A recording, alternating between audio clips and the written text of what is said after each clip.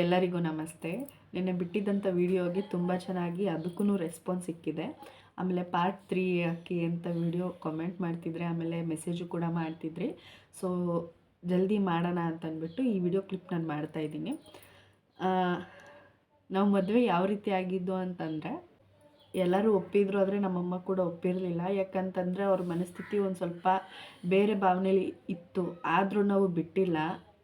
ನಮ್ಮಪ್ಪನ ಫೋನ್ ಮಾಡಿ ಹೇಳಿದೆ, ಅಪ್ಪ ನಾನು ಹಿಂಗೆ ಮದುವೆ ಆಗ್ತಿದ್ದೀನಿ ಮನು ಜೊತೆಗೆ, ಅವನ ಜೊತೆನೇ ಮದುವೆ ಆಗ್ತೀನಿ ಹಂಗೆ ಹಿಂಗೆ ಅಂದಿದ್ದಕ್ಕೆ ಏನು ಕೆಲಸ ಮಾಡ್ತವನೆ ಅಂತ ಅಂದರು. ಅದಕ್ಕೆ ನಾನು ಅಂದೆ, ಅವರು ಎಣ್ಣೀರು ಹೊರ್ತಾರೆ ಅಂತಂದೆ.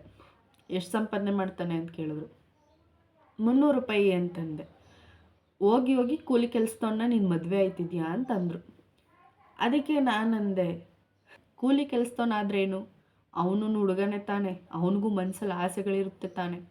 ಬರೀ ನಾವು ದುಡ್ಡಿರೋ ಶ್ರೀಮಂತರಿಗೇ ನೀನು ಮದುವೆ ಮಾಡಿಕೊಡ್ತಿದ್ರೆ ಹೆಣ್ಮಕ್ಳನ್ನ, ಬಡವ್ರ ಮಕ್ಕಳು ಏನಾಗಬೇಕು ಅನ್ನೋ ನಂದು ಮನಸ್ಸು ಭಾವನೆ. ನಾನು ಇಷ್ಟಪಟ್ಟಿದ್ದೀನಿ. ಇವನು ಕೂಲಿ ಕೆಲಸ ಮಾಡೋನೇ ಆಗಿರ್ಬೋದು, ನನಗೆ ದುಡ್ಡು ಬೇಕಾಗಿರಲಿಲ್ಲ, ನನಗೆ ಇವನು ಪ್ರೀತಿ ಬೇಕಾಗಿದ್ದಿದ್ದು. ನನ್ನ ಜೀವನದಲ್ಲಿ ಯಾರ ಪ್ರೀತಿನೂ ಕೂಡ ನಾನು ನೋಡಿಲ್ಲ. ಇವನು ಪ್ರೀತಿ ನೋಡೋಣ, ಇವನು ನನ್ನ ಅದೇ ರೀತಿ ಕೇರ್ ಮಾಡ್ತಿದ್ದ ಮದುವೆಗೂ ಮುಂಚೆನೇ. ತಂದೆ ಪ್ರೀತಿ, ತಾಯಿ ಪ್ರೀತಿ ತೋರಿಸ್ಕೊಂಡು ಏನು ಬೇಕು ಎಲ್ಲನೂ ಕೊಡಿಸ್ತಿದ್ದ. ಕೊಡಿಸೋದು ನನಗೆ ಮುಖ್ಯ ಇರಲಿಲ್ಲ, ನನ್ನ ಜೊತೆ ಯಾವ ರೀತಿ ಜೀವನ ಮಾಡ್ತಾನೆ ಅನ್ನೋದು ನನಗೆ ಮುಖ್ಯ ಇತ್ತು. ಇವನು ಕೂಡ ನನಗೆ ಅಷ್ಟೇ ಪ್ರಾಣ ಕೊಟ್ಟು ಪ್ರೀತಿ ಮಾಡ್ತಿದ್ದ. ಆ ಥರ ನಮ್ಮಪ್ಪ ಹುಡುಕಿದ್ರು ನನಗೆ ನಿಜವಾಗ್ಲೂ ಹುಡುಗ ಸಿಗ್ತಿರ್ಲಿಲ್ಲ. ಹೇಳೋದಕ್ಕೆ ಕೂಲಿ ಕೆಲಸದವ್ನು ಮದುವೆ ಆಯ್ತಿದ್ದಿ ಹಂಗೆ ಹಿಂಗೆ ಅಂತಂದರು. ನೀನು ಮದುವೆಗೆ ನಾನು ಬರೋಕ್ಕಾಗಲ್ಲ ಅಂತಂದರು. ಯಾಕೆ ಅಂತಂದದಕ್ಕೆ, ಇಲ್ಲ ನನಗೆ ಬರೋಕ್ಕೆ ಇಷ್ಟ ಇಲ್ಲ, ನಿನ್ನಿಷ್ಟ ನಿನ್ನ ಜೀವನ ಅಂತ ಅಂದರು. ಆವಾಗೇ ನಾನು ಡಿಸೈಡ್ ಮಾಡ್ಕೊಬಿಟ್ಟೆ, ಮಗಳ ಬಗ್ಗೆ ಇಷ್ಟೊಂದು ಚೀಪಾಗಿ ಮಾತಾಡೋರು ಇನ್ನು ನನ್ನ ಗಂಡನ ಬಗ್ಗೆ ಏನಾದರೂ ವಿಚಾರಿಸಲ್ಲ. ಸೊ ಅಲ್ಲಿಗೆ ನಾನು ಎಕ್ಸಿಕ್ಯೂಟ್ ಮಾಡಿದೆ. ಅದಾದಮೇಲೆ ಸುಮಾರು ಜನ ಕೇಳಿದ್ರಿ, ನಿಮ್ಮ ಮದುವೆ ಫೋಟೋ ಆಯಿತಾ, ನಮ್ಮ ಮದುವೆಯಲ್ಲಿ ಯಾವುದೇ ರೀತಿ ಫೋಟೋನೂ ತಗೊಂಡಿಲ್ಲ, ನಮ್ಮ ಜೊತೆಗೆ ಯಾರೂ ಇರಲಿಲ್ಲ. ನಾನು ನಮ್ಮ ಮನೆಯವ್ರು ಇಬ್ಬರೇ ಇದ್ದಿತ್ತು. ಅದು ಬಿಟ್ಟರೆ ನನ್ನ ತಾಯಿ ಅಂದರೆ ನನ್ನ ಮದ್ದೂರಮ್ಮ, ಅವಳ ದೇವಸ್ಥಾನ ಸನ್ನಿಧಾನದ ಮುಂದೆಗಡೆ ಬಿಟ್ಟರೆ ಇನ್ನೆಲ್ಲೂ ಯಾರೂ ಒಬ್ಬರು ಇರಲಿಲ್ಲ. ತಾಳಿ ಕಟ್ಕೊಂಡು ಮನೆಗೆ ಬಂದ್ವಿ. ಇವ್ರ ಮನೇಲಿ ನೋಡಿದ್ರೆ ಇವ್ರ ಮನೇಲಿ ಕೆಲಸಗಳು ಮಾಡಿಸ್ತಿದ್ರು. ಇಲ್ಲಿ ಇರೋಕ್ಕೆ ಹುಡುಗೆ ತೊಂದರೆ ಐತೆ, ಒಂದು ಸ್ವಲ್ಪ ದಿನ ಅಲ್ಲೇ ಇರು ನೀನು ಅಂತ ಇವ್ರ ಮನೇಲಿ ಫೋನ್ ಮಾಡಿ ಹೇಳಿದ್ರು ನಮಗೆ. ಇನ್ನೇನು ಮಾಡೋಕ್ಕಾಯ್ತದೆ ಅಂತ ಅಂದ್ಬಿಟ್ಟು ಮತ್ತೆ ನಾನು ನಮ್ಮ ಅಮ್ಮನ ಮನೆಗೆ ನಾನು ಬರಬೇಕಾದ ಅವಶ್ಯಕತೆ ಬಂತು. ಒಂದಿನ ಮನೆಗೆ ಬರಬೇಕಿದ್ರೆ ನಮ್ಮ ಮನೆಯವರು ಅಡ್ವಾನ್ಸ್ಗೆ 10,000 ರೂಪಾಯಿ ಕೊಟ್ಟಿದ್ರು. ಅದನ್ನು ಇದುವರೆಗೂ ನಾನು ಕೇಳೋಕ್ಕೆ ಹೋಗಿರಲಿಲ್ಲ. ಕೇಳೋವಂಥ ಪರಿಸ್ಥಿತಿ ಅವಾಗ ಬಂದಿತ್ತು ನನಗೆ. ಹಂಗಿದ್ರೂ ನಾನು ಒಂದು 4-5 ದಿನ ತಾಳಿನ ಮುಚ್ಚಿಟ್ಕೊಂಡು ಜೀವನ ಮಾಡ್ಕೊಂಡು ಹೆಂಗೋ ಇದ್ದೆ. ಆವಾಗ ಸಡನ್ನಾಗಿ ನಮ್ಮ ಮನೆಯವರು ಊರಿಗೆ ಹೋಗ್ಬೇಕಾಗಿದ್ದ ಪರಿಸ್ಥಿತಿ ಬಂತು. ಯಾಕಂತಂದರೆ ಇಲ್ಲಿ ಕೆಲಸ ಮಾಡೋರು ಯಾರು ನೀನು ಅಲ್ಲಿದ್ರೆ ಅಂತ ಇವರು ಚಿಕ್ಕಿ ಫೋನ್ ಮಾಡಿ ಹೇಳಿದರು. ಅವರು ಆಯಿತು ಅಂದ್ಬಿಟ್ಟು ಹೋದ್ರು ಊರಿಗೆ. ಆವತ್ತು ಹೋಗಿದ್ದು ನಾಳೆ ಅನ್ನೋಂಗೆ ಇವತ್ತು ಮಧ್ಯಾಹ್ನ ಮಲಗಿದ್ವಿ, ನಿದ್ದೆ ಮಾಡ್ತಿದ್ವಿ. ಆವಾಗ ನನ್ನ ಕತ್ತಲ್ಲಿ ಅರ್ಶಿನದ ಕೊಂಬು ಏನೋ ನ್ಯಾತಾಡ್ತಿತ್ತು. ಆವಾಗ ಏನೋ ನಮ್ಮಮ್ಮ ನೋಡ್ಬಿಟ್ಟು ನನಗೊಂದು ವಿಚಾರ ಗೊತ್ತಾಯಿತು. ಅದು ನಿಜನ ಸುಳ್ಳ ಅಂತ ನಾನು ದೇವ್ರ ಹತ್ರ ಹೋಗಿ ಕೇಳಬೇಕು ಅಂತ ತುಂಬ ಚಡ್ಪಡಿಸ್ತಿದ್ರು. ಅವ್ರ ದುರಾದೃಷ್ಟ ಅಲ್ಲಿ ದೇವರು ಇರಲಿಲ್ಲ, ಏನೂ ಇರಲಿಲ್ಲ. ಅವರ ನಂಬಿಕೆ ಸುಳ್ಳಾಯಿತು. ಬಂದರು ವಾಪಸ್ಸು. ಅದ್ರ ನಾಳೆಗೆ ನಮ್ಮ ಮನೆಯವ್ರು ಊರಿಗೆ ಹೋದ್ರು. ಬೆಳಿಗ್ಗೆ ಹಿಂಗೆ ಯಾವುದ್ರದ್ದೋ ಮೆಸೇಜ್ ಬಗ್ಗೆ ಮಾತಾಡ್ಕೊಂಡು ಈಚೆಗೆ ಹೋದೆ. ನಮ್ಮಮ್ಮ ಮೆಟ್ಲು ಮೇಲೆ ಕೂತಿದ್ರು. ಅವಾಗ ನಾನು ಹೋಗಿ ಮಾತಾಡ್ತಿದ್ದಾಗ, ಮಗಳೇ ನಾನೊಂದು ಕೇಳ್ತೀನಿ, ನಿಜ ಹೇಳು, ಸುಳ್ಳು ಹೇಳ್ಬೇಡ ಅಂತ ಅಂದರು. ಏನು ಹೇಳಮ್ಮ ಆಯಿತು ಅಂತ ಅಂದದಕ್ಕೆ, ಯಾವಾಗ ಮದುವೆ ಆದ್ರಿ ಅಂತ ಕೇಳಿದ್ರು ನಮ್ಮಮ್ಮ. ಅದಕ್ಕೆ ನಾನು ಅಂದೆ, ಆದ್ವಲ್ಲ ನಾನು ಹೇಳಿದ್ನಲ್ಲ 24ನೇ ತಾರೀಕೆ ಮದುವೆ ಮಾಡ್ಕೋತೀವಿ ಅಂತ ಅಂದರು. ಅದಕ್ಕೆ ಅವರೇನೋ ಇದ್ದಕ್ಕಿದ್ದಂಗೆ ಸಡನ್ನಾಗಿ ಮಾತು ಬೆಳ್ಕೊಂಡು ರಾಂಗ್ ಆಗೋಕ್ಕೆ ಸ್ಟಾರ್ಟ್ ಆದರು. ಅವ್ರು ಅಂದಂಗೆಲ್ಲ ಅನ್ಸ್ಕೊಕ್ಕೆ ನನಗೆ ಇಷ್ಟ ಆಗಲ್ಲ. ಎತ್ತ ತಾಯಿ ಎಂಥ ಮಕ್ಳಿಗಾದ್ರೂ ಅಷ್ಟೇ, ಮಗಳಿಗೆ ಕೆಟ್ಟ ಪದ ಯಾರೂ ಕೂಡ ಬಳಸಲ್ಲ, ಶಾಪನೂ ಹಾಕಲ್ಲ. ಅಂಥದ್ರಲ್ಲಿ ನನ್ನ ಎತ್ತ ತಾಯಿ ಆ ರೀತಿ ಮಾತಾಡಿದ್ಲು. ಬೇಡ ತಾಯಿ ಅಂದ್ಕೊಂಡು ಬಿಟ್ಬಿಡ್ಬೇಕು ಅದನ್ನು. ನಾನು ಬಿಟ್ಟೆ. ಅದು ಇನ್ನೂ ಜಾಸ್ತಿ ಆಯ್ತಿತ್ತು. ನಿನ್ನ ಮನೆಯಿಂದ ಈಚ್ಕೋಗು, ನಮ್ಮ ಮನೆಗೆ ನೀನು ಕಾಲಿಡಬೇಡ ಅಂತ ಅಂದ್ಬಿಟ್ಟು ಮನೆಯಿಂದ ದೂಡಿದ್ರು. ಅದಕ್ಕೆ ನನಗೊಂದು ಮಾತು ಸಿಕ್ತು. ನಾನು ಕೊಟ್ಟಿರೋ 10,000 ರೂಪಾಯಿ, ನನ್ನ ಗಂಡ ಕೊಟ್ಟಿರೋ 10,000 ರೂಪಾಯಿ ನೀನು ಇಲ್ಲಿಡು, ಆಮೇಲೆ ನಾನು ಮನೆಯಿಂದ ಈಚ್ಕೊಯ್ತೀನಿ ಅಂತ ಅಂದೆ. ಅದೊಂದು ಟಾಪಿಕ್ ಇಟ್ಕೊಂಡು ಅವಳು ಬಾಯಿ ಮುಚ್ಕೊಂಡು ಸುಮ್ಗಿದ್ರು. ಆಮೇಲೆ ನಮ್ಮ ಮನೆಯವ್ರಿಗೆ ಫೋನ್ ಮಾಡಿ ಹಿಂಗೆ ವಿಚಾರ ತಿಳಿಸ್ದೆ. ನಮ್ಮ ಮನೆಯವ್ರ ಹತ್ರ ಆಗ ಫೋನ್ ಇರಲಿಲ್ಲ. ಫೋನು ನಾನೇ ಸ್ಲಿಪ್ಪಾಗಿ ಬಿಳಿಸ್ಬಿಟ್ಟಿದ್ದೆ ಫೋನ್ನ. ಹಂಗೂ ಹಿಂಗೂ ಮಾಡಿ ಇವ್ರ ತಮ್ಮನ ಫೋನ್ ಇಸ್ಕೊಂಡು ಅವ್ರ ನಂಬರ್ ಹೆಂಗೋ ಇತ್ತು ನನ್ನ ಹತ್ರ. ಫೋನ್ ಮಾಡಿದೆ, ಹಿಂಗೆ ಐತೈತೆ ಅಂತ ವಿಚಾರ ತಿಳಿಸ್ದೆ ನಮ್ಮ ಮನೆಯವರು. ಬೆಳಗ್ಗೆ ಹೋಗಿದ್ದವರು ಮತ್ತು ಮಧ್ಯಾಹ್ನ ಬಂದರು ತಿರುಪುನ, ಅದು ಗಾಡೀಲಿ. ಬಂದಿದ್ದ ತಕ್ಷಣ ಬೆಳಗ್ಗೆ ನಾಷ್ಟನೂ ತಿಂದಿಲ್ಲ, ಊಟನೂ ತಿಂದಿಲ್ಲ. ನಾನಾಗಲಿ ನಮ್ಮ ಅಮ್ಮ ಆಗಲಿ ತಿಂದಿರಲಿಲ್ಲ. ಊಟ ಮಾಡಿದ್ರ ಅಂತ ಕೇಳಿದ್ರು ನಮ್ಮ ಮನೆಯವರು. ಇಲ್ಲ ಮಾಡಿಲ್ಲ ಅಂತಂದೋದಕ್ಕೆ ಮದ್ದೂರಿಗೆ ಬಂದು ಅಲ್ಲೇ ಉಪ್ಸಾರು ಮುದ್ದೆ ಕಟ್ಟಿಸ್ಕೊಂಡು ಮನೆಗೆ ತಂದರು. ಇಬ್ರಿಗೂ ನಮ್ಮ ಅತ್ತೆ ಹಂಗೆ ಜಗಳ ಆಡ್ತಾಳೆ ನನ್ನ ಹೆಂಡ್ತಿ ಮೇಲೆ ಅನ್ನೋದೊಂದು ಮನ್ಸಿಗೆ ಬಂದಿಲ್ಲ.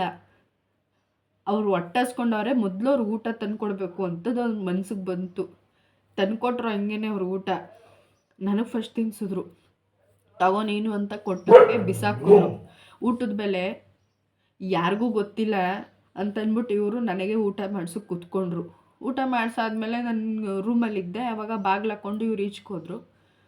ಇವರು ತಾಳ್ಮೆಯಿಂದನೇ ಮಾತಾಡ್ತವ್ರೆ, ಯೋಚನೆ ಮಾಡು ಅಂತಂತ. ಆದರೆ ನನಗೆ ಬೇಕಾಗಿಲ್ಲ, ನನಗೆ ಇವಳೇ ಬೇಕಾಗಿಲ್ಲ.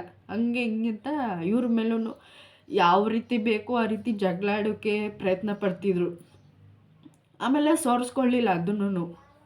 ಅಲ್ಲಿಂದ ಇವರು ನನ್ನ ಬಟ್ಟೆಗಳನ್ನೆಲ್ಲ ಪ್ಯಾಕ್ ಮಾಡಿಕೊಂಡು ಅವತ್ತು ಸಂಜೆನೇ ಇವರು ಇಲ್ಲಿಗೆ ಕರ್ಕೊಬಂದ್ಬಿಟ್ರು. ಎಲ್ಲಿಗಪ್ಪ ಅಂತಂದರೆ ಬನ್ನೂರಿಗೆ. ಇವ್ರ ಮನೆಗೆ ಕರ್ಕೊಬಂದ್ಬಿಟ್ರು ನನ್ನ, ನಮ್ಮ ಅಜ್ಜಿ ಮನೆಗೆ. ಅಲ್ಲಿಂದ ಕರ್ಕೊಂಡು ಬಂದೆ.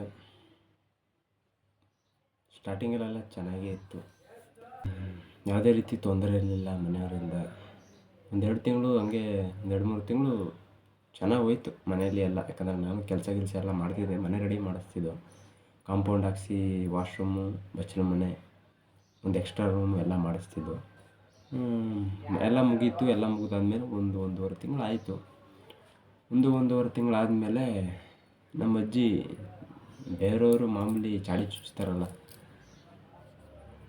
ಆ ಚಾಡಿ ಚುಚ್ಚು ಮಾತುಗಳನ್ನ ಕೇಳಿಸ್ಕೊಂಡು ಇವಳ ಮೇಲೆ ಜಗಳಕ್ಕೆ ಬಿದ್ದರು. ಅದೇ ಮೊದಲನೇ ಬಾರಿಗೆ.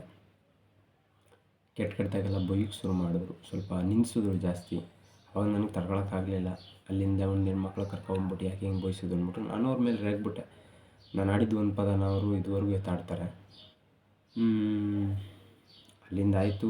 ಅವ್ರ ಜೊತೆ ಜಗಳ ಆಗಿ ಅವ್ರ ಮನೆಯಲ್ಲಿ ಊಟ ಬಿಟ್ಟು ಸುಮಾರು ದಿನ ಊಟ ಇಲ್ಲದೇ ನಮ್ಮ ಓನರ್ ಮನೆಯಿಂದ ತಂದು ಅವ್ರು ಕೊಟ್ಟು ಕಳಿಸ್ತಿದ್ರು ನಮಗೆ ಊಟನ. ನೀವೇನು ಮಾಡ್ಕೊ ತಿಂತೀರಾ ಅಲ್ಲಿ, ಅವ್ರ ಅನ್ನ ಇಕ್ಕಲ್ಲ ನಿಮಗೆ, ದಿನ ನಮ್ಮ ಮನೇಲಿ ತಗೋಗಿ ಅಂತ ನಮ್ಮ ಓನರ್ ಮನೆಯಿಂದ ಡೈಲಿ ಸಂಜೆ ಮಧ್ಯಾಹ್ನ ಊಟ ಕೊಟ್ಟು ಕಳಿಸ್ತಿದ್ರು ನಮಗೆ. ಸುಮಾರು ದಿನ ನಡೀತು ಹಂಗೆ. ಅದಾದಮೇಲೆ ಡಿಸೈಡ್ ಮಾಡಿದೆ, ಇಲ್ಲೇ ಇದ್ದರೆ ಸರಿ ಬರೋಲ್ಲ, ಯಾವುದೇ ಕಾರಣಕ್ಕೂ ಹೊಂದಿಸ್ಕೊಂಡಂತೂ ಹೋಗಲ್ಲ ಇವರು. ಅದಕ್ಕೆ ಬೇಡ, ಬೇರೆ ಮನೆ ಮಾಡ್ಬಿಡೋಣ. ಅದಕ್ಕೂ ಮುಂಚೆನೇ ನಮ್ಮ ನಿರೀಕ್ಷೆ ದೊಡ್ಡದಾಗೇನು ಇರಲಿಲ್ಲ, ಚಿಕ್ಕದಾಗೇ ಇತ್ತು. ಸ್ಟಾರ್ಟಿಂಗ್ ಚಿಕ್ಕದಾಗಿ. ಅದಕ್ಕೂ ಮುಂಚೆ ನಮ್ಮ ಇವ್ರ ಓನರ್ನ ನಾನು ಅಪ್ಪ ಅಂತ ಕರಿತೀನಿ. ಯಾಕಂದರೆ ತಂದೆ ಸ್ಥಾನದಲ್ಲಿ ನಿಂತ್ಕೊಂಡು ಪ್ರತಿಯೊಂದು ನೋಡ್ಕೊಂಡವ್ರೆ. ಅವ್ರಿಗೂ ತೊಂದರೆ ಕೊಡೋದು ಬೇಡ ಅಂತಂದ್ಬಿಟ್ಟು ಇಲ್ಲೇ ಬೀಡ್ನಳ್ಳಿಲಿ ಸ್ಟಾರ್ಟ್ ಆಗಿತ್ತು ಅವಾಗ. ಅಂದರೆ ಎಷ್ಟು 1000 ಜನ ಬಂದ್ರೂ ಊಟ ಹಾಕೋ ಕೆಪಾಸಿಟಿ ಆ ದೇವಸ್ಥಾನಕ್ಕೆ ಐತೆ. ನಮಗೆ ಅವ್ರಿಗೆ ತೊಂದರೆ ಕೊಡೋದು ಬೇಡ ಅಂತ ಅಂದ್ಬಿಟ್ಟು ಬೀಡ್ನಳ್ಳಿಗೂ ಕೂಡ ನಾವು ಅಲ್ಲಿಗೂ ಹೋಯ್ತಿದ್ವಿ ಊಟ ತಿನ್ನಕ್ಕೆ. ಎಷ್ಟು ನಮಗೆ ಮುಖ್ಯ ಆಗಿತ್ತು ಅಂತಂದರೆ ಆ ಟೈಮಲ್ಲಿ ಬೀಡ್ನಳ್ಳಿ ಊಟ ಸೋಮವಾರ ಶುಕ್ರವಾರ ಮಾತ್ರ ಪರ ಮಾಡೋದಲ್ಲಿ. ಮತ್ತು ಆ ಥರ ಒಂದು 20 ಪರ ನಡೆಯುತ್ತೆ ಯಾವುದೋ ಒಂದು ಟೈಮಲ್ಲಿ. ಆ ಟೈಮ್ ಯಾವುದೋ ಒಂದು ಗೊತ್ತಿಲ್ಲ. ಶುಕ್ರವಾರ ಬಂದರೆ ಫುಲ್ ಖುಷಿಯಾಗಿ ಹೋಗುವು, ಯಾಕಂದರೆ ದೇವಸ್ಥಾನಕ್ಕೆ ಹೋಗ್ಬೇಕಲ್ಲ, ಅಲ್ಲಂತೂ ತನ್ನ ಸಿಗುತ್ತಲ್ಲ ಅಂತ. ಸೋಮವಾರ ಬಂದರೆ ಅದೊಂದು ಖುಷಿ, ಸರಿ ಈಗ ಅಲ್ಲಿ ಊಟ ಸಿಗ್ತಲ್ಲ, ಹೋಗಿ ಊಟ ಮಾಡೋ ಹೊಟ್ಟೆ ತುಂಬ ಅಂತ. ಅಲ್ಲಿಂದ ಬಂದು ಒಂದು ಬೇರೆ ಮನೆ ಹುಡುಕಿ ಈ ಮನೆಗೆ ಬಂದು ಹತ್ತತ್ರ 2.25 ವರ್ಷ ಆಗೋಯ್ತು. ಈ ಮನೆಗೆ ಬಂದಾಗ ನಮ್ಮ ಹತ್ರ ಏನೂ ಇರಲಿಲ್ಲ. ಇದ್ದಿದ್ದಿಷ್ಟೇ 4 ಪಾತ್ರೆ, ನಮ್ಮದು ಅಂತ ಒಂದು ಮಂಚ, ಸ್ವಲ್ಪ ಒಂದು ರಗ್ಗು, 1-2 ದಿಂಬು. ಅದು ಬಿಟ್ಟರೆ ನಮ್ಮ ಹತ್ರ ಏನೂ ಇರಲಿಲ್ಲ. ಗ್ಯಾಸು ಕೂಡ ತರೋಕ್ಕಾಗಲಿಲ್ಲ ಆ ಟೈಮಲ್ಲಿ ಅಂದ್ಬಿಟ್ಟು ಇವ್ರ ಅಜ್ಜಿ ಅವ್ರ ಊರಿಂದ ನಮ್ಗೆ ಕೊಟ್ಟು ಕಳಿಸಿದ್ರು. ಅವ್ರ ಹತ್ರ ಇರೋ ಗ್ಯಾಸ್ನ ನಮ್ಗೆ ಕೊಟ್ಟು ಕಳಿಸಿದ್ರು. ನಮ್ಮಮ್ಮನೂ ಕೂಡ ನನಗೆ ಇದುವರೆಗೂ ಅವ್ರ ಮನೆಯಿಂದ ಒಂದು ಸಾಸಿವೆ ಕಾಳು ಸುಧಾ ನನಗೆ ಕೊಟ್ಟಿಲ್ಲ ಇದುವರೆಗೂ. ಅವ್ರ ಅಜ್ಜಿ ಅವ್ರು ಉಪಯೋಗ ಮಾಡೋದನ್ನ ನಮಗೆ ಕೊಟ್ಟು ಕಳಿಸಿದ್ರು. ನನಗೂ ಅಜ್ಜಿನೇ ಆಗಬೇಕು, ಯಾಕಂದರೆ ನಮ್ಮ ತಂದೆನೂ ಅವ್ರ ಹೊಟ್ಟೆಲಿ ಹುಟ್ಟಿದ್ದಲ್ವ. ಅಲ್ಲಿಂದ ಬಂದು ತುಂಬ ಕಷ್ಟಪಟ್ಟು ಮೊದಲು ಎಳ್ನೀರು ಒಡ್ತಿದ್ದೆ ನಾನು. ಅಂದರೆ ಕೂಯ್ದು ಕೊಟ್ಟಿದ್ದ ಎಳ್ನೀರನ್ನ ಒತ್ತಿ ಒಂದು ಕಡೆ ತಗೋಗಾಗ್ತಿದ್ದೆ. ಮದುವೆ ಆದಮೇಲೆ ಒಂದು ಛಲ ಬಂತು, ಎಷ್ಟು ದಿನ ಹಿಂಗೆ ಹೊತ್ಕೊಂಡು ಕುಂತ್ಕೊಳ್ಳೋದು, ಏನಾರು ಒಂದು ಮಾಡಬೇಕು, ಸಂಪಾದನೆ ಮಾಡಿ ನನ್ನ ಹೆಂಡತಿ ಸಾಕಬೇಕು ಅಂತ. ಅವಾಗ ಶುರು ಮಾಡಿದೆ ಮರ ಹತ್ತಕ್ಕೆ.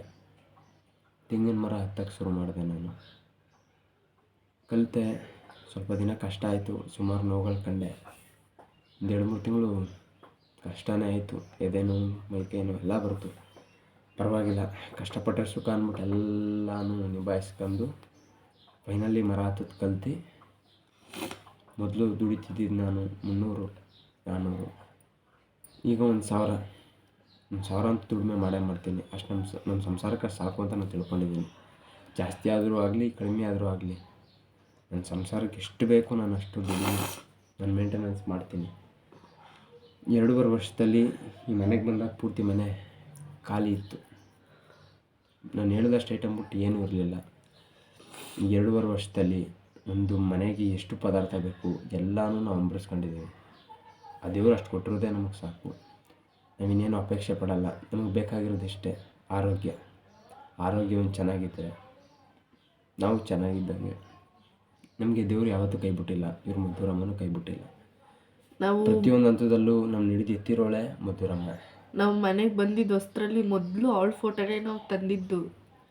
ನಮ್ಮದು ಅಂತ ಅವಳು ಒಬ್ಬಳೇ ಇದ್ದಿದ್ದು ಹೇಳಬೇಕು ಅಂತಂದರೆ. ಎಲ್ಲ ಕೈ ಬಿಟ್ಟ ಟೈಮಲ್ಲಿ ಅವಳು ನಮ್ಮ ಕೈ ಬಿಡಲಿಲ್ಲ. ಅವಳನ್ನೂ ಕೂಡ ದೂರ ಮಾಡೋ ಪ್ರಯತ್ನ ಪಟ್ಟರು ಸುಮಾರು ಸ್ಟಾರ್ಟಿಂಗ್ ಸ್ಟೇಜಲ್ಲಿ ಮನೆ ಅಡ್ವಾನ್ಸ್ ಕಟ್ಟೋಕ್ಕೂ ದುಡ್ಡಿರಲಿಲ್ಲ ನಮಗೆ. 30,000 ಅಡ್ವಾನ್ಸ್ ಕಟ್ಟಬೇಕಿತ್ತು, 20,000 ಅಡ್ವಾನ್ಸ್ ಕಟ್ಟಬೇಕಿತ್ತು. ಆ ಟೈಮಲ್ಲಿ ಹೆಲ್ಪ್ ಮಾಡಿದವರು ನಮ್ಮ ಓನರು. ಅವರು ಸ್ವಲ್ಪ ಅರೇಂಜ್ ಮಾಡಿಕೊಟ್ಟು, ನಾನು ದುಡ್ದಿದ್ರೆ ಸ್ವಲ್ಪ ಉಳಿಸಿ ಹಿಂಗೋ ಅಡ್ವಾನ್ಸ್ ಕಟ್ಟಿ ಮನೆಗೆ ಬಂದು ಎಲ್ಲ ಮಾಡಿ ಇವತ್ತು ಈ ಮಟ್ಟಕ್ಕೆ ಕುಂತ್ಕೊಂಡು ನಿಮ್ಮ ಜೊತೆ ಮಾತಾಡ್ತೇವೆ ಅಂದರೆ ತುಂಬ ಖುಷಿಯಾಗುತ್ತೆ. ಯಾಕಂದರೆ ಜೀವನ ಪಾಠ ಎಲ್ಲ ಕಲಿಸುತ್ತೆ. ಕೆಲವೊಂದು ಟೈಮು ಉಪವಾಸ ಇದ್ದಿದ್ದು ಉಂಟು. ಅವತ್ತು ಕಷ್ಟಪಟ್ಟಿದ್ದಕ್ಕೆ ಸುಖವಾಗಿವೆ, ಯಾವುದೇ ರೀತಿ ತೊಂದರೆ ಇಲ್ಲ. ದೇವ್ರು ನನ್ನ ಚೆನ್ನಾಗಿ ಮಾಡಿದವನು ಅಷ್ಟೇ ಸಾಕು.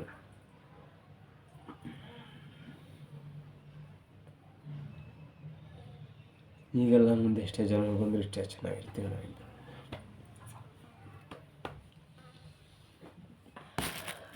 ಎಲ್ರಿಗೂ ಧನ್ಯವಾದಗಳು ನೋಡಿದ್ದಕ್ಕೆ, ಕೇಳ್ಕೊಂಡಿದ್ದಕ್ಕೆ. ಹಾಗೆ ಇನ್ನೊಂದು ವಿಷಯ ಹೇಳೋದನ್ನು ಮರ್ತೆ. ನಾವು ಮನೆ ಹೊಸ್ತ್ರಿಗೆ ಬಂದಾಗ ಸ್ವಲ್ಪ ತಿಂಗಳು ಕಳೆದ ನಂತರ ಇವನು ತಂದ್ವಿ. ಇವನು ಬಂದಮೇಲೆ ನಮ್ಮದು ಪೂರ್ತಿ ಜೀವನನೇ ಚೇಂಜ್ ಆಗಿಬಿಡ್ತು. ಇನ್ನೊಂದು ನಾಯಿ ಇತ್ತು ಚಿಂಟು ಅಂತ, ಅದು ತೀರಾ ವಯಸ್ಸಾಗ್ಬಿಟ್ಟಿತ್ತು. ಆವಾಗ ನಮ್ಮ ಜೊತೆಗೆ ಇದ್ದಿದ್ದು. ಏನಪ್ಪ ಅಂತಂದರೆ ಅದೇನೋ ಸಡನ್ನಾಗಿ ಯಾರು ವಿಷ ಹಾಕಿ ಅದನ್ನು ಸಾಯಿಸ್ಬಿಟ್ರು. ನನ್ನ ಕಣ್ಣು ಮುಂದೆನೇ ಜೀವ ಬಿಟ್ಟ. ಅವನು ಇವನು ಇಬ್ಬರೂ ಆಟ ಆಡಿಕೊಂಡು ಚೆನ್ನಾಗಿರ್ತಿದ್ರು ಮನೇಲಿ. ನೋಡೋಕ್ಕೊಂಥರ ಖುಷಿ ಆಯ್ತಿತ್ತು. ಅವನು ತೀರೋದ್ಮೇಲೆ ಇನ್ನೊಬ್ಬ ಚಿಂಟು, ಅವನ ಹೆಸ್ರನ್ನೇ ಇಟ್ವಿ. ಅವನ ರೀತಿಯೇ ಆಡ್ತಾನೆ ಇವನು ಕೂಡ. ಅಂದರೆ ಇವನ ಹೆಸರು ಬೈರು ಅಂತ, ಇವನು ಚಿಂಟು ಅಂತ. ಅವನ ರೀತಿಯೇ ಇವನು ನಮ್ಮ ಜೊತೆಗಿರ್ತಾನೆ. ತುಂಬ ಸೈಲೆಂಟು, ಆಮೇಲೆ ಯಾವುದಕ್ಕೂ ಆಸೆ ಪಡಲ್ಲ, ಏನಿಲ್ಲ. ಅವನ ರೀತಿಯೇ ಇವನು ಇದ್ದ. ಅವನು ನಮ್ಮ ಕಷ್ಟಗಳನ್ನೆಲ್ಲ ಕೂಡ ಕಳೆದ. ನಮ್ಮ ಬೈರು ನಮ್ಮ ಅದೃಷ್ಟನೇ ಚೇಂಜ್ ಮಾಡೋದನ್ನ. ನಿಜ ಹೇಳಬೇಕು ಅಂತಂದರೆ ನಮ್ಗೆ ಯಾರು ಕೂಡ ನಮ್ಗೆ ಸಹಾಯ ಮಾಡಿಲ್ಲ. ಇವ್ರ ಮನೆಯವರು ಸ್ವಲ್ಪ ಪಾತ್ರೆ ಕೊಟ್ಟರು ಅಷ್ಟೇ. ನಮ್ಮ ಅಜ್ಜಿ 1 ಮೂಟೆ ಸಾಮಾನು ಕೊಟ್ಟು 4 ರೇಷ್ಮೆ ಸೀರೆ ಕೊಡ್ತು. ಅದೇ ಸ್ಥಾನದಲ್ಲಿ ನಾನು ಯೋಚನೆ ಮಾಡಿದೆ, ಅದೇ ಜಾಗದಲ್ಲಿ ನನ್ನ ತಾಯಿ ಕೊಟ್ಟಿದ್ದಿದ್ರೆ ಇನ್ನೂ ಖುಷಿ ಆಯ್ತಿತ್ತು ಅಲ್ವಾ. ಇಲ್ಲ ಅಂತಂದರೆ ಒಂದು ವೇಳೆ ನಮ್ಮ ಅಜ್ಜಿ ಹೊಟ್ಟೆಲೇ ಹುಟ್ಟಿ ಬಂದಿದ್ದಿದ್ರೆ ಇನ್ನೂ ಖುಷಿ ಆಯ್ತಿತ್ತು. ನನ್ನ ಜೀವನ ಪಾವನ ಅನ್ನಿಸ್ತಿತ್ತು. ಅವರು ಡಿವೋರ್ಸ್ ಕೊಟ್ಟು ಹೋಗಾದ್ಮೇಲೆ ಸುಮಾರು ಜನ ನಮ್ಮನ್ನ ತಬ್ಲಿ ಅಂದಿರೋದು ಉಂಟು ನಮ್ಮನ್ನ. ಆಮೇಲೆ ನಮ್ಮ ಅಜ್ಜಿ ಕೂಡ ತುಂಬ ಹೆಲ್ಪ್ ಮಾಡಿದ್ರು. ಅವ್ರಿಗೆ ಇದ್ದಿದ್ದಂಥ ಗ್ಯಾಸ್ನ ನಮಗೆ ಕೊಟ್ಟರು, ಗ್ಯಾಸ್ ಆಗಲಿ ಸಿಲಿಂಡ್ರ್ ಆಗಲಿ ಪ್ರತಿಯೊಂದು ಕೊಟ್ಟರು. ನಮ್ಮ ಅಮ್ಮನ ನಾನು ಇವತ್ತಿಗೂ ನಾನು ಕರೆಕ್ಟಾಗಿ ಮಾತಾಡಿಸ್ತಿಲ್ಲ, ಅಂದರೆ ಅವ್ರದ್ದು ವರ್ತನೆ ಚೆನ್ನಾಗಿರಲಿಲ್ಲ. ಅದಕ್ಕೆ ನಾನು ಸುಮ್ಮನಾಗೋದೆ. ಈ ಜೊತೆಗೆ ಮಾತಾಡಿ 2 ವರ್ಷ ಆಯಿತು. ಹೆಂಗೋ ತಾಯಿ ಪ್ರೀತಿ ಸಿಗುತ್ತಲ್ಲ ಮತ್ತೆ ಅಂದ್ಕೊಂಡು ಬಂದೆ. ಆಮೇಲೆ ಯಾರೋ ಒಬ್ಬರು ಕಮೆಂಟ್ ಮಾಡಿದರು, ನೀವು ಎಲ್ಲಿದ್ದೀರಾ ಈಗ, ನಿಮ್ಮ ಅಪ್ಪನ ಮನೆಗೆ ಹೋಗ್ತೀರಾ ಇಲ್ಲ ನಿಮ್ಮ ಅಮ್ಮನ ಮನೆಗೆ ಹೋಗ್ತೀರಾ, ನಿಮ್ಮ ತವ್ರ ಮನೆ ಎಲ್ಲಿರೋದು ಅಂತ. ನನಗೆ ಯಾವ ತವ್ರ ಮನೆಯೂ ಕೂಡ ಇಲ್ಲ, ನನಗೆ ಆದಂಥ ಯಾವುದು ತವ್ರ ಮನೆ ಇಲ್ಲ. ನಮ್ಮ ಪುಟ್ಟ ಪ್ರಪಂಚದಲ್ಲಿ ನಾವು ಎಷ್ಟಿದ್ದೀವಿ ಇಷ್ಟೇ. ಎಲ್ಲರೂ ಹೋಗ್ಬೇಕಾ, ಹೋಗಿ ತಿರ್ಗಾಡ್ಕೊಂಬಂದ್ಬಿಡ್ತೀವಿ. ಅದನ್ನು ಬಿಟ್ಟರೆ ಜಾಸ್ತಿ ನಾವು ಯಾರ ಮನೆಗೂ ಕೂಡ ಹೋಗಲ್ಲ. ಇನ್ಸ್ಟಾದಲ್ಲಿ ಒಬ್ಬಳು ನನ್ನ ತಂಗಿ ಪರಿಚಯ ಇದ್ಲು, ಅಂಕಿತಾ ಅಂತ. ಅವರು ಕೂಡ ನನ್ನ ಮಗಳ ರೀತಿ ಭಾವಿಸ್ತಾರೆ ನನ್ನ. ಅವಳ ಅಕೌಂಟ್ ಕೂಡ ಮೆನ್ಷನ್ ಮಾಡಿರ್ತೀನಿ ನಾನು ಕೆಳಗಡೆಗೆ. ನಮ್ಮವರು ಅಂತ ಅನ್ನೋದಕ್ಕಿಂತ ನಮಗೆ ಹೊರಗಿನವರೇ ನಮಗೆ ಜಾಸ್ತಿ ಸಂಬಂಧ ಆಗ್ತಿರೋದು. ಸ್ವಂತ ತಮ್ಮ ಕೂಡ ನನ್ನ ಜೊತೆಗೆ ಮಾತಾಡಲ್ಲ, ಬೇಡ ನನಗೆ. ನನ್ನ ತಮ್ಮಂದರು ಅಂತ ಹೇಳ್ಕೊಳಕ್ಕೆ ಈಗ ತುಂಬ ಜನ ಇದ್ದಾರೆ, ತಾಯಿ ಅಂದರು ಅಂತ ಹೇಳ್ಕೊಳಕ್ಕೆ ತುಂಬ ಜನ ಇದ್ದಾರೆ. ಈಗ ಎಲ್ಲರ ಪ್ರೀತಿನೂ ನನಗೆ ಒಂದೊಂದೇ ಸಿಗ್ತದೆ, ಆದರೆ ನನ್ನ ತಾಳ್ಮೆ, ನನ್ನ ಪರಿಶ್ರಮನೇ ನನಗೆ ಮುಖ್ಯ. ನಾನು ಎಷ್ಟು ನನ್ನ ಜೀವನದಲ್ಲಿ ಕಷ್ಟಪಟ್ಟಿರ್ತೀನೋ ಒಂದಲ್ಲ ಒಂದಿನ ಪ್ರತಿಫಲ ಸಿಗುತ್ತೆ ಅಂತ ನನಗೆ ಗೊತ್ತಿತ್ತು. ಅದೇ ನಾನು ಇವಾಗ ಇಲ್ಲಿ ಕುತ್ಕೊಂಡು ಮಾತಾಡ್ತಿರೋದಕ್ಕೆ ಅದೇ ಕಾರಣ. ಇನ್ನೊಂದೇನಪ್ಪ ಅಂತಂದರೆ, ಅವರೂ ಕೂಡ ನನ್ನ ತವ್ರ ಮನೆಗೆ ನೀನು ಬಂದು ಹೋಯ್ತಾ ಇರೋ, ನಿನ್ನ ತವ್ರ ಮನೆ ಅಂತಲೇ ತಿಳ್ಕೊ, ನೀನು ಕೂಡ ನನ್ನ ಮಗಳೇ, ನೀನು ಪ್ರೆಗ್ನೆಂಟ್ ಆದರೂ ಕೂಡ ಇಲ್ಲಿಗೆ ಬಾ, ನಾನೇ ನಿನಗೆ ಬಾಣ್ತನ ಮಾಡ್ತೀನಂತ ತುಂಬ ಭಾವಿಸ್ತಾರೆ ನನಗೆ. ರೀಸೆಂಟಾಗಿ ಹೋದ ತಿಂಗಳು ನಾನು ಹೋಗಿದ್ದೆ ಅವಳು ಬರ್ಡೇಗೆ. ಬರಬೇಕಾದ್ರೆ ಸಖತ್ತು ಬೇಜಾರಾಯಿತು, ಅಳು ಬರೋಂಗಾಗಿತ್ತು. ಯಾಕಂತಂದರೆ ಅಲ್ಲಿ ಪೂರ್ತಿ ನನಗೆ ತವ್ರ ಮನೆ ಅನ್ನೋ ಫೀಲೇ ಕೊಟ್ಬಿಟ್ಟಿದೆ ಪೂರ್ತಿ. ಅವ್ರ ಮನೆಗೆ ಬಿಟ್ಟರೆ ನಾನು ಎಲ್ಲೂ ಕೂಡ ನಾನು ಹೋಗಲ್ಲ. ತವ್ರ ಮನೆ ಅಂತ ಹೇಳ್ಕೋಕ್ಕೆ ಅದು ಹೊರಗಿನವರು ಅಂತ ಅನ್ನೋಕ್ಕೆ ಅವರೊಬ್ಬರೇ ನನಗೆ. ಅದು ಬಿಟ್ಟರೆ ನಾನು ಎಲ್ಲೂ ಹೋಗಲ್ಲ. ಹೋದರೆ ನಮ್ಮ ಅಜ್ಜಿ ಮನೆಗೆ ಹೋಗ್ತೀನಿ. ಅವ್ರಿಗೂ ಕೂಡ ನಂಗೆ ಸಿಕ್ಕಾಪಟ್ಟೆ ತೊಂದರೆ ಕೊಡೋಕ್ಕೆ ಇಷ್ಟಪಡಲ್ಲ. ಅವ್ರವ್ರ ಜೀವನ ನೋಡ್ಕೊಳ್ಳೋದೇ ದೊಡ್ಡದು. ಅಂಥದ್ರಲ್ಲಿ ನಾನು ಹೋಗಿ ನನಗೊಂದು ಹೊತ್ತು ಊಟ ಬೇಯಿಸಾಕ್ಸಿ ಯಾಕೆ ಬೇಕು ಅಂತ ಅಂದ್ಬಿಟ್ಟು ನಾನೇ ಹೋಗಲ್ಲ ಬೇಕು ಅಂತಾನೆ. ಅವ್ರು ಹೇಳ್ತಾರೆ, ಬಾ 1 ವಾರ ಇರು, ಇದ್ದು ಹೋಗು, ನಮಗೂ ಖುಷಿ ಅಲ್ವಾ ಇರೋದು ಒಬ್ಬಳೇ ಮೊಮ್ಮಕ್ಕಳು ಅಂತ. ನನಗೂ ಖುಷಿನೇ. ಅಜ್ಜಿ ತಾತನ ಮನೆಗೆ ಹೋಗ್ಬೇಕು ಅಂದರೆ ಮತ್ತೆ ಹೋದರೆ ವಾಪಸ್ ಬರಲೇಬಾರ್ದು ಅನ್ನೋ ಫೀಲ್ ಬರುತ್ತೆ. ಚಿಕ್ಕ ವಯಸ್ಸಿಂದನೂ ನನಗೆ ಅಷ್ಟೇ. ನಮ್ಮ ಅಜ್ಜಿ ಅಂದರೆ ನನಗೆ ಪ್ರಾಣ. ಅವಳನ್ನ ಬಿಟ್ಟು ಇರೋಕ್ಕಂತ ನನ್ನ ಕೈಲಿ ಆಗೋದೇ ಇಲ್ಲ. ಹಂಗಿದ್ರೂ 8 ವರ್ಷ ಅದು ಹೆಂಗೆ ನಮ್ಮ ಅಜ್ಜಿನ ಬಿಟ್ಟಿದ್ದು ನನಗಂತೂ ಗೊತ್ತಿಲ್ಲ. ಅದಾದಮೇಲೆ ನಮ್ಮ ಮನೆಯವ್ರಿಗೂ ಅಷ್ಟೇ, ನಾನೇನಾದರೂ ನಮ್ಮ ಅಜ್ಜಿನ ನೋಡಬೇಕು ಅನಿಸಿದ್ರೆ ಅಂತ ಅಂದ್ಬಿಟ್ರೆ ಪಟ್ಟಂತ ಕರ್ಕೋಗ್ತಾರೆ. ನೆನ್ನೆನೇ ಕರ್ಕೊಂಡೋಗಿದ್ರು ನಮ್ಮ ಮನೆಯವರು ನಮ್ಮ ಅಜ್ಜಿನ ನೋಡೋಕ್ಕೆ. ನಾನು ಜಾಸ್ತಿ ನೆನೆಸ್ಕೊಂಬಿಟ್ರೆ ನಮ್ಮ ಅಜ್ಜಿ ತಾತನ ಕನಸಿಗೆ ಬಂದ್ಬಿಡ್ತಾರೆ ನನಗೆ. ಅಷ್ಟು ಹುಚ್ಚು ನನಗೆ ನಮ್ಮ ಅಜ್ಜಿ ತಾತ ಅಂದರೆ. ನನ್ನ ಜೀವನದಲ್ಲಿ ಯಾವ್ಯಾವ ರೀತಿ ಘಟನೆ ನಡೆದೈತೆ ಅಂತ ಅನ್ನೋದು ನಿಮಗೆ ಮುಂದಿನ ವೀಡಿಯೋದಲ್ಲಿ ನಾನು ತಿಳಿಸ್ಕೊಡ್ತೀನಿ. ಆದರೆ ನನಗಾಗಿರೋಂಥ ಕಷ್ಟ ನೋವುಗಳು ಯಾವುದೇ ಹೆಣ್ಮಕ್ಳಿಗೂ ಬರಬಾರ್ದು. ಯಾಕಂದರೆ ಅವ್ರವ್ರ ಕಷ್ಟ ಅವ್ರವ್ರಿಗೆ ದೊಡ್ಡದು. ಅದೇ ರೀತಿ ನನ್ನ ಕಷ್ಟ ಕೂಡ ನನಗೆ ದೊಡ್ಡದಾಗಿದೆ. ನನ್ನ ಜೀವನದಲ್ಲಿ ಸ್ವಂತದವ್ರಿಗಿಂತ ಹೊರಗಿನವ್ರೆ ನನಗೆ ತುಂಬ ಪ್ರೀತಿ ಕೊಡ್ತಾರೆ. ಅಷ್ಟೇ ಸಾಕು ನನಗೆ. ಇನ್ನು ನನ್ನ ಚಿಕ್ಕ ವಯಸ್ಸಿಂದ ನಾನು ದೊಡ್ಡವಳಾಗೋ ಗಂಟನೂ ಯಾವ ರೀತಿ ನಾನು ಬೆಳೆದೆ ನಮ್ಮ ಅಪ್ಪನ ಮನೇಲಿ ಅನ್ನೋದು ಒಂದು ವಿಡಿಯೋ ಕ್ಲಿಪ್ ಮಾಡ್ತೀನಿ. ಪ್ಲೀಸ್ ಎಲ್ಲರೂ ಕೂಡ ನೋಡಿ ಆ ವಿಡಿಯೋನ. ಇಷ್ಟ ಆದರೆ ಲೈಕ್ ಮಾಡಿ. ಎಲ್ಲರಿಗೂ ಧನ್ಯವಾದಗಳು.